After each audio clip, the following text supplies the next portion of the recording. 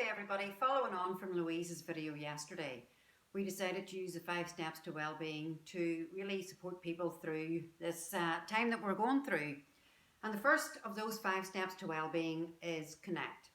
And what we want to do today is to talk about the importance of maintaining good connections with people and with things and with organisations like Nirwan.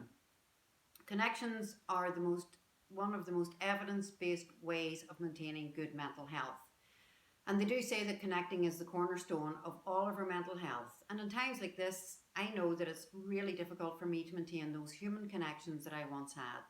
And those human connections that are so important to us at this time. So when I think about connections, I think about the people I have been connected with in the past, maybe lost connections, and the things that I'm currently connecting with that I know really have a detrimental effect on my good mental health and well-being. So when I think about the connections that I had, my mother, my father, my brothers, my sisters, my friends, that I was able to get out and get into the car and drive anywhere. That has all changed. But that doesn't mean that I can't stay connected. I can connect by lifting the phone and ringing my mother, as I do every day. I can use technology to support those connections. And again, I use Skype and Zoom because I know that living on my own, that I really want to stay connected with people. I also connect with my senses. I use my 5 senses to maintain really good connections. So when I hear the chapel bells ringing or the church bells ringing in this rush, I immediately feel connected to my community. I listen to my next door neighbour who absolutely loves singing karaoke. And again, that makes me feel connected through my ability to hear. When I look outside, I connect with what I can see. I can see the birds in the trees. And with the silence now that we have, I can also hear the birds. So maintaining those connections with nature, I think, is really important at this time as well. But connecting with your family and your friends, I would say keep at it, keep doing it, and try your best to maintain those positive connections.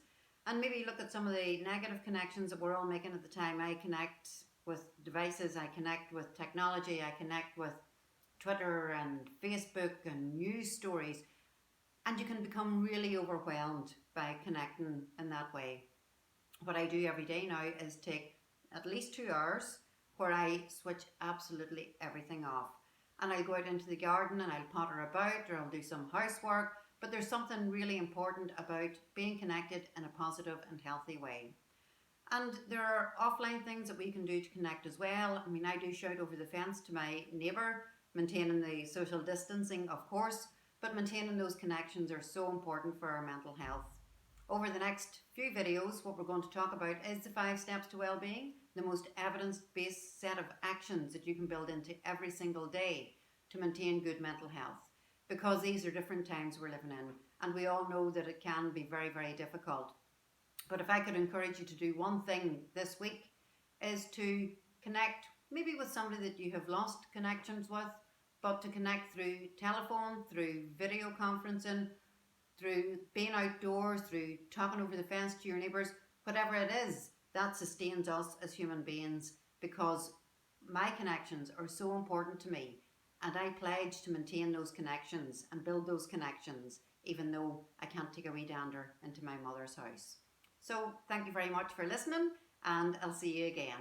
Bye.